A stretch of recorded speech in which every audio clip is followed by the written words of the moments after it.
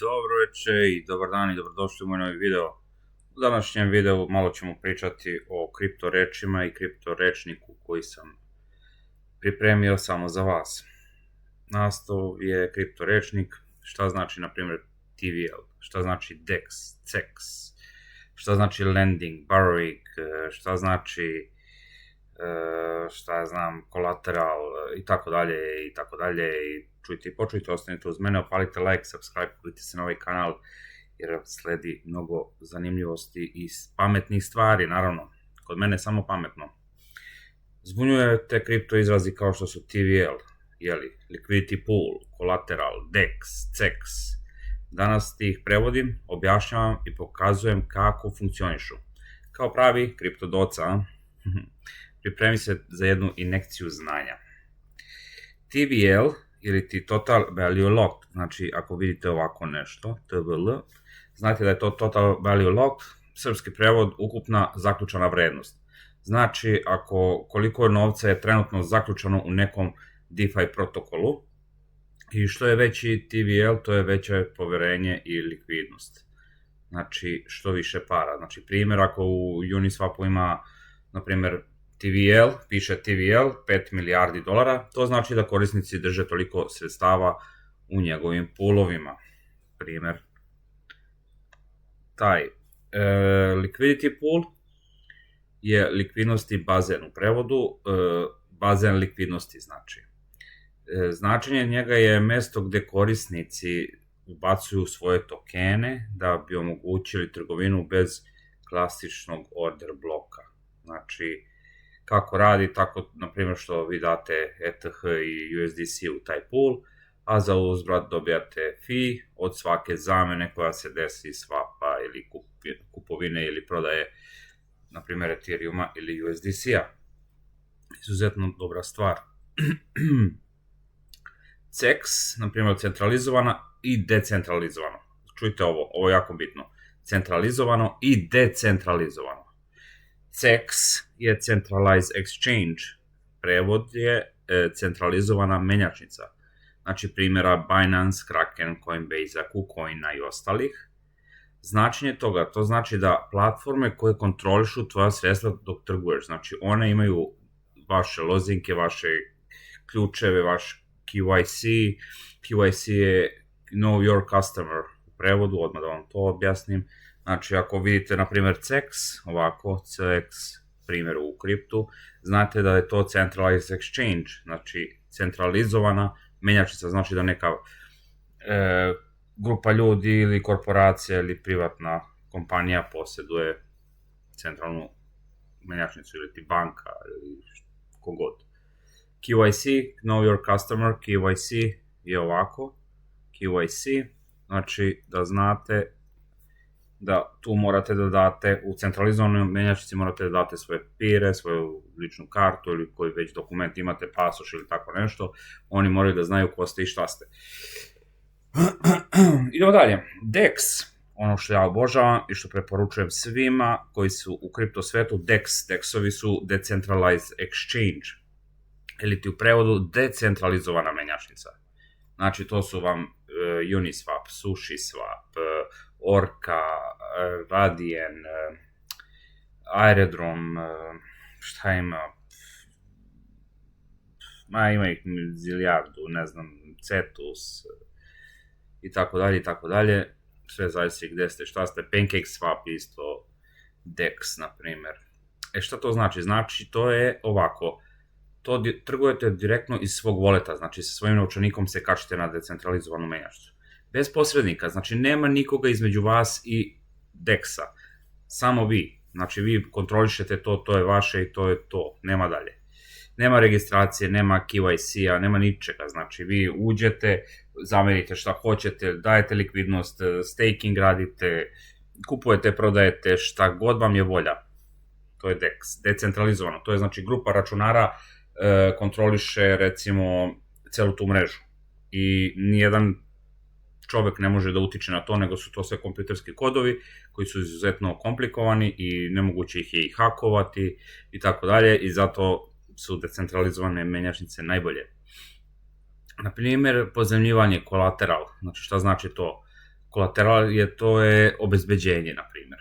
Značenje toga tokeni koje zaključaš da bi mogao da pozajmiš druge tokene, znači morate da dajete neke tokene da bi pozajmili još, na primjer zaključate jedan Ethereum kao kolateral da bi pozajmili na primjer 500 USDC-a ili 0,5 Ethereuma ili Bitcoina ili nečega možete da pozajmite na osnovu tog kolaterala. Znači obezbeđujete nečim novac, znači dali ste $1000 recimo Ethereuma, pozajmili ste $500 isto Ethereuma ili USDC-a, USDT-a, BNB-a, SUI-a, čega god želite. Lending je pozajmljivanje, znači davanje zajma u prevodu, znači vi dajete svoje tokene protokolu, ok, oni ih pozajmljuju drugima, tamo nekom drugom ko dođe tu da pozajmi, jeli, a vi dobijate kamatu od toga. Znači, lending je jako dobra stvar. Ko zna da radi sa lendingom? Ne upuštajte se u to ako ne znate šta radite. Borrowing je zaduživanje, na drugu stranu, uzimanje zajma, znači. Ali uzimaš token na zajam, ali moraš da daš kolateral, ono što sam pričao o obezbeđenju. Znači, ako cena kolaterala padne, možeš biti likvidiran. Znači, tu jako morate da pazite lending, borrowing, šta radite i kolateral. To je kombinovano te tri stvari i tu morate da vodite računa da ne biste izgubili vaš novac, naravno. Šta još mogu da vam kažem? Naprimer, ti DeFi pojmovi, šta su? DeFi, to je Decentralized Finance, to piše se ovako, D-E-F-I, znači Decentralized Finance, ok, zapamtite, i samo DeFi. Ovako, naprimer, impermanent loss postoji isto u liquidity poolovima ili koncentrovanim poolovima, to je privremeni gubitak. Znači, privremeni gubitak. Značenje to je gubitak koji se dešava kada se cena tokena, na primjer, u poolovima promeni u odnosu na trenutak kad se ih ubacio. Na primjer, ako ste uzeli, dali ste Ethereum i USDC u pool i ETH naglo skoči, znači imate Ethereum, ETH i, a sam ga nacrtao, svaka mi čast, gde mi je ova gumica? Opa. Baš sam se potrudio da ga lepo nacrtam, a? Mogu sam i manje. Znači, dali ste, ne znam, Ethereum i USDC, C, i naglo skoči cena, Ethereum ufopa gore, bum, bolje bi prošao da si ga samo držao, na primjer, jer ste ovde blokirali vaš izlaz ETH, a cena je nastavila da ide gore, da ste, na primjer, samo držali ETH, više bi zaradili, to vam je impermanent loss, ali ne mora to da vas plaši, ako vas zanima nešto, imate besplatnu Telegram grupu, ja je vodim, pitajte šta god vam je volja, tu sam da vam pomognem, besplatno je sve, znanje koje sam ja jako skupo platio i vremenom i novcem, vama dajem besplatno, pridružite se, naučite neke nove stvari, zaradite pasivan income, subscribeujte se na kanal, zapratite i idemo dalje. Naprimer, čuli ste verovatno pojmove i kao što su yield farming, to je farma prinosa, na primjer, u prevodu. To su strategija koja koristiš svoje tokene u raznim DeFi protokolima da bi zaradio što više nagrada. Yield farming je komplikovana stvar, ali kada se jednom savlada, nije toliko teško niti strašno. Svima deluje strašno i teško, ali u principu nije. Zato kažem vam, meni nije, na primjer, koji sam savladao to, ali potrebno je dosta vremena da se uči i ne smijete da odustanete. Na primjer, ubacite tokene u pool, vi dobijete LP token, da ga stavite u neki drugi protokol za dodatni prinos. Eto, to vam je, da kažemo, neki yield farming. Staking, na primjer, staking je ulog, ili ti ulaganje tokena, znači imate nešto, ne znam, BTC, Ethereum, Solanu, SUI, šta god da imate, i vi to stavite na staking, na primjer, na nekih, a to su mali procenti, ali zaključavate ga, na primjer, na 3 dana, na 7 dana i dobit ćete možda, šta ja znam, APR, dobijate na primjer, 5% tu. Nije to puno, vamo negde možete dobijete 20%, 15%. APR to znači godišnje primanje, ok? Znači godišnje APR i to vam je obična kamata, fiksna, dobijete 5 ili 7, to je to. Dobit ćete jednostavno još više, primjer dajem Ethereuma ili Solane ili Bitcoina, ili ćete, ako ste u liquid stakingu, onda ćete dobiti neki, na primjer, stakujete ETH na Lido i dobijete ST ETH kao neku zamenu. Eto, to možete dobiti. Smart contract, čuli ste verovatno, to vam je u bezbednosti upravljanje u stvari protokolima, znači šta se dešava iza svega toga. To su vam pametni ugovori. Znači šta znači to? Pametni ugovor znači taj kod, neki kada se vi prikačite sa svojim, recimo, novčanikom, taj kod odradi i to je pametni ugovor, to je pametan kod koji zna da ste to samo vi, da je to vaš novčanik i on vas štiti pomoću pametnog ugovora i zna ko ste i koliko ste para dali, koliko ste uzeli i vodi kontrolu nad tim i to sve kompjuteri rade. To je sve automatski. Izvršava se i bez posrednika, znači nema nikakvih posrednika, to kompjuteri između sebe sve urade, nema greške. Ako šaljete, na primjer, jedan Ethereum zamenu za NFT ili za nešto drugo, pametni ugovor to automatski izvršava, znači izvršava tu transakciju i kraj. Možete čak i na blockchainu nekom da proverite koliko validatora je dalo vama, recimo, koliko je validatora učestvovalo u toj vašoj transakciji. Sad da ne ulazim u to, ali od mreže do mreže zavisi koliko validatora ima, svaka mreža radi drugačije i nekoj mreži, na primjer Ethereumu treba najviše i najduže zbog validatora i najskuplja je zbog fija, tako da nemojte koristiti Ethereum, sem ako nemate 5 do 10, 20 hiljada dolara da se igrate tamo i da zarađujete neki novac, ne koristite Ethereum mrežu za transakcije, koristite neke druge, na primjer, protokole, networke, kako god, networke, ajde da ih nazovemo. Možete Layer 2 da koristite, Layer 2, da kažemo, to vam je iza Ethereuma, na primjer. Polygon možete, Base, oni su RC20 tokeni, polako. Idemo dalje.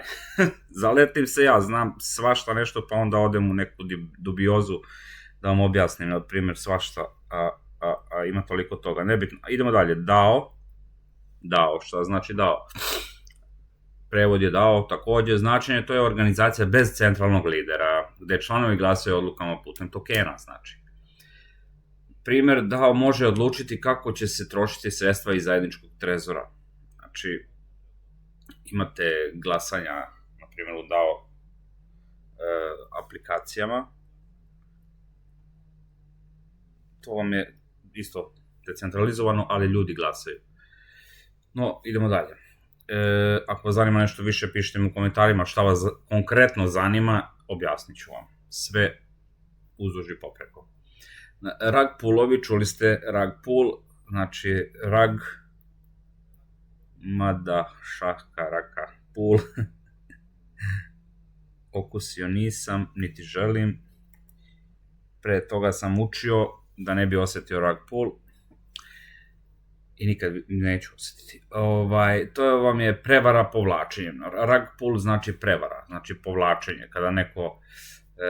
Kada kreatori nekog projekta iznenada povuku likvidnost i nestanu sa sredstvima korisnika. Znači oni su napravili neki token ili ti novčić, nešto, neki protokol i oni su rekli ljudima, evo, ovo je sad tu, izlistan je negde, uglavnom na nekim shady, mračnim menjačnicama i uglavnom nema likvidnosti ili je vrlo mala i vi ubacujete novac i vidite yield, ogroman neki procenat, dobijate 1000% godišnje i samo odjednom dostigne cenu, neko povuku pare, ovi što su insajderi i što su pravili to i kreatori i to se zove rug pull i vi ste ostali bez ičega.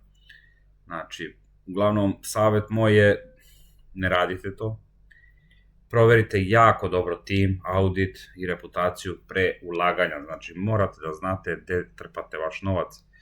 Stablecoinsi, na primer, šta su oni? Oni su vam jako važna stvar.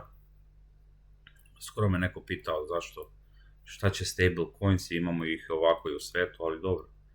Ima yield on yield i tako dalje. Srpski prevod je stabilni novčić i balkanski prevod takav. Značenje tokena čija vrednost prati fiat valutu, najčešće je dolar. Fiat je u stvari taj običan novac, da znate, fiat. Fiat kada čujete, to je običan novac. Znači fiat, nije fiat auto, nego je novac u pitanju. I to je najčešće dolar, se koristi USDC, USDT, DAI, MAI, GAI i ostali. LP tokeni, to je token likvidnosti, znači prevod je token bazena. Značenje je dobiješ ga kad ubaciš sredstvo u liquidity pool, predstavlja neki tvoj udeo, zato si ga i dobio. Ako ga izgubiš, gubiš i pristup svom udelu i ti si gotov. Znači, opasno je, kripto je jako rizičan. Kako kažem, nije su ovo finansijski savjeti, ovo je kanal gde se uči, gde vam govorim moja iskustva lična i personalna i pokušavam da vam otvorim oči za neko bolje sutra, je li tako? Slippage, jako bitna stvar, na primjer, u likvidnosti. Slippage, S-L-I-P-P, ovako se piše, A-G-E, slippage, bro. Znači, to je klizanje cene. Znači, to je razlika u ceni, kako bi vam objasnio, kad se cena koju očekuješ razlikuje od cene po kojoj se zapravo izvrši trgovina. Zato što u datom trenutku kupuje se, prodaje se, recimo slippage je 2%, 1,2, šta god. Naprimjer, hteli ste da kupite nešto za $1, a dobili ste ga po $1,05. Zbog jednostavno niske likvidnosti, recimo platili ste ga malo skuplje, zato što nije bilo dovoljno novca u poolovima. Ne znam šta bi vam još rekao, razdužio sam ovaj video, žestoko puno. Ako imate nekih pitanja, pišite u komentarima. Pišite mi u komentarima i vidimo se u nekom sljedećem videu i nekoj boljoj budućnosti. Bye.